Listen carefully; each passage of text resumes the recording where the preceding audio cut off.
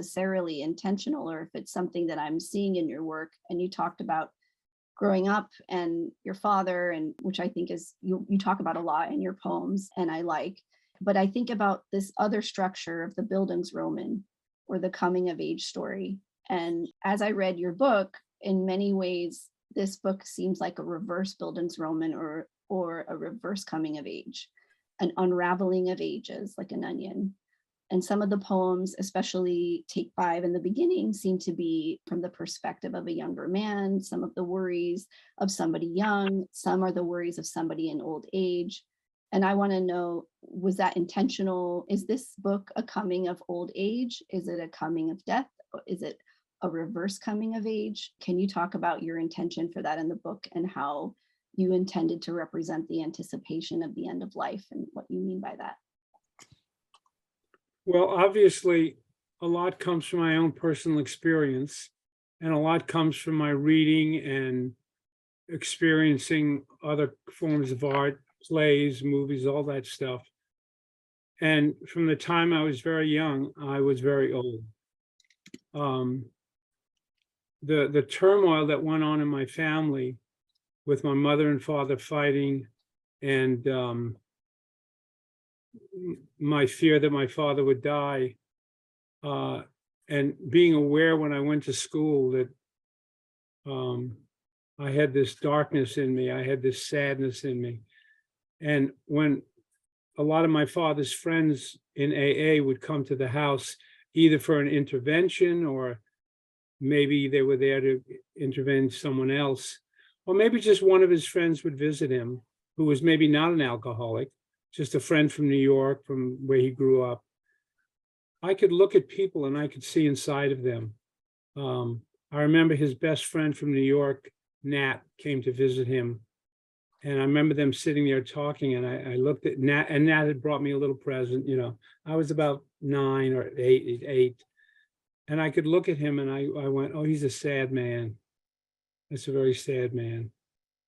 And I think my life is a little bit the reverse of the bildungsroman, because I was born old.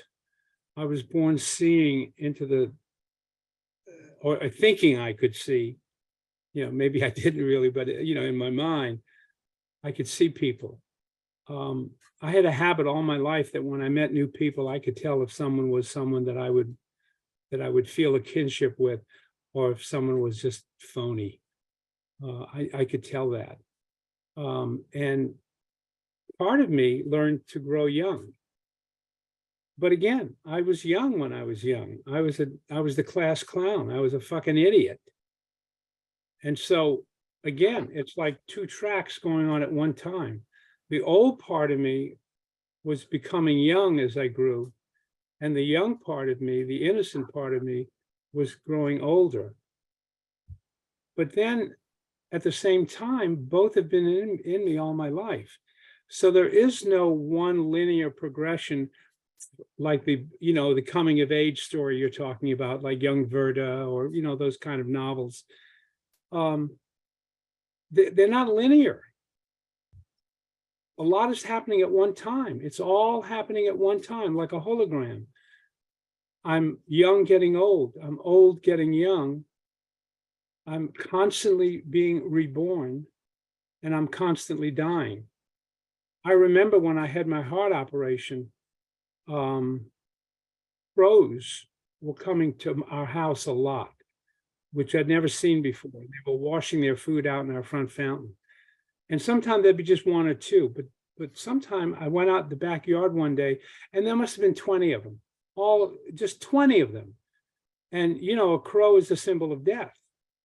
And this was when I was getting ready for my heart surgery. And then I remembered my haiku book, which I'd done a few years earlier. The crow is also a symbol of rebirth, because with every death, there's a rebirth.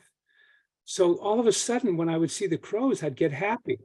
I'd talk to them. Sometimes they wouldn't fly away. I said, hey guys, what are you all doing here? You having a meeting? I wasn't even invited. You know, they'd look, you know, they say the crow can recognize your face. And if you do harm to it, they'll come at you. So Alexandra, to answer your question, Yeah, it is a reverse coming of age. And at the end of the book, in a way, I finally accept the luck of my life. The last poem is called The Lucky Penny. And the penny motif comes throughout the book.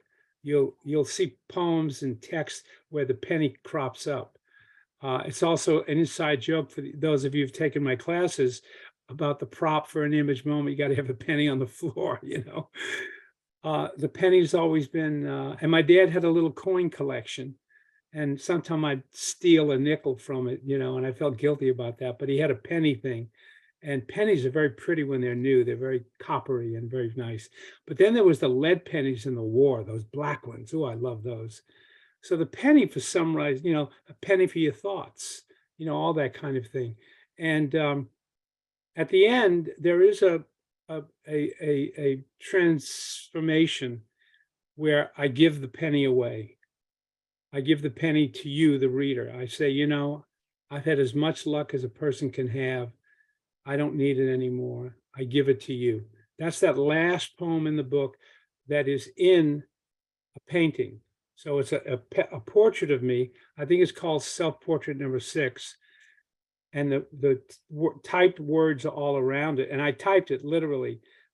I mean, first draft, I lucked out on that one.